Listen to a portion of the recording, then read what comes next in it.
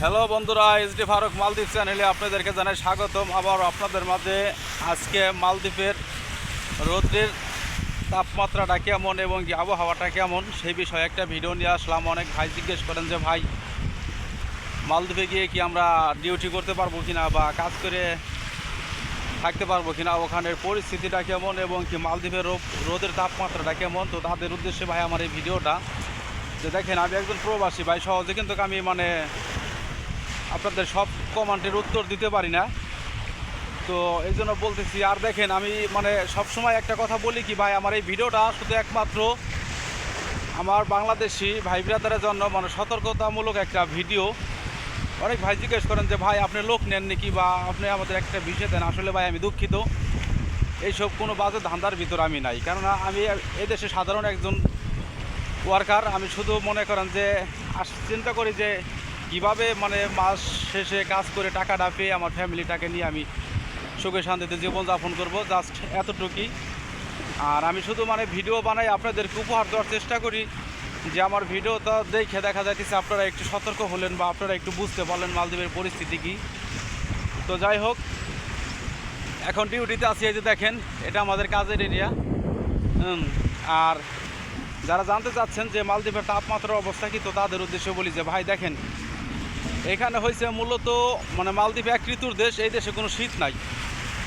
হ্যাঁ, বৃষ্টি হয়, দেখা যাইতেছে বৃষ্টি হয়, কিন্তু রাজধানীর বাহিরে যে রিসোর্টগুলো আছে, যেমন এই যে আমরা রিসোর্টে কাজ করতেছি, যে দেখেন এটা কিন্তু রিসোর্ট।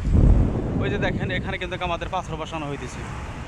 হ্যাঁ, এখানে আমাদের কাজ চলতেছে। তো যদি রাজধানীর বাহিরে কাজ করি, তখন দেখা যাইতেছে আমাদের একটু রোদের তাপমাত্রাটা বেশি লাগে। এবং কি অনেক সময় আছে কি আমরা এই যে দেখেন, এই যে মুখোশ পরে আছি, হেলমেট পরে আছি, আবার এই যে চশমা হাতে, চশমা ছাড়া কিন্তু চলতেই পারি না, কেননা বালি উড়ে চোখের ভিতরে আসে। এবং কি হয়তো অনেকেই ভাই বিরাদার বলতে পারেন যে ভাই এটা কি সৌদি আরবের মতো মরুভূমি নাকি, বালি আসলো কোথায় থেকে? মালদ্বীপ তো শুধু পানি। হ্যাঁ, পানি ঠিক আছে। তো যেখান দিয়ে আমরা বালি ডিজার দিয়ে কেটে এনে কাজ করতেছি, বাতাস বেশি ছাড়লে সেই বালিটা এসে আমাদের চোখে লাগে। আর এইখানে দেখেন, মূলত রোদের তাপমাত্রাটা যদি রাজধানীর ভিতরে আপনার কাজ হয়, মাশাল্লাহ রোদ নাকি আপনি বুঝতে পারবেন না। আর রাজধানীর বাহিরে যখনই যাবেন, তখনই আপনার একটু রোদের তাপমাত্রাটা বেশি লাগবে। এবং কি ওইরকম বেশি না, মোটামুটি লাগবে আর কি কিছুটা। দেখা যাইতেছে তবুও কাজ করা যায়, কেননা বুঝেনি তো, যেহেতু এটা এক ঋতুর দেশ, এখানে কিন্তু ঠান্ডা গরম মিলিয়ে সবটাই সেম কোয়ালিটি হয়। তো তাদের উদ্দেশ্যে বলবো ভাই, আশা করি আপনারা বুঝতে পারছেন যে মালদ্বীপের তাপমাত্রাটা কেমন। এবং কি আপনারা আসলে আলহামদুলিল্লাহ ভালোই হবে। মালদ্বীপের তাপমাত্রাটা মোটামুটি ভালোই আছে। অন্যান্য দেশের মধ্যে এত গরম না বা অত প্রচুর পরিমাণ ঠান্ডাও না। হ্যাঁ, ঠান্ডা লাগে কিছু কিছু সময়, দেখা যাচ্ছে যে অনেক বৃষ্টি বাদলের সময় একটু আবহাওয়া খারাপ থাকে, তখন একটু ঠান্ডা ঠান্ডা ভাব বোঝা যায়। তবে অতটা না আর কি। মোটামুটি মালদ্বীপের আবহাওয়াটা খুবই ভালো একটা আবহাওয়া। হ্যাঁ, এবং কি রোদের তাপমাত্রাটাও মোটামুটি ভালোই আছে। তো যারা আসতে চাচ্ছেন আলহামদুলিল্লাহ নির্ভয়ে আসতে পারেন, কোনো সমস্যা নাই। এই যে দেখেন, আমাদের কাজের সাইডে গাড়ি দিয়ে গাছ সমান করা হইতেছে।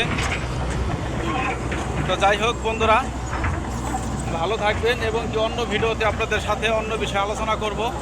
ডিউটিতে আছি আর আপনাদেরকে সময় দিতে পারছি না। ধন্যবাদ।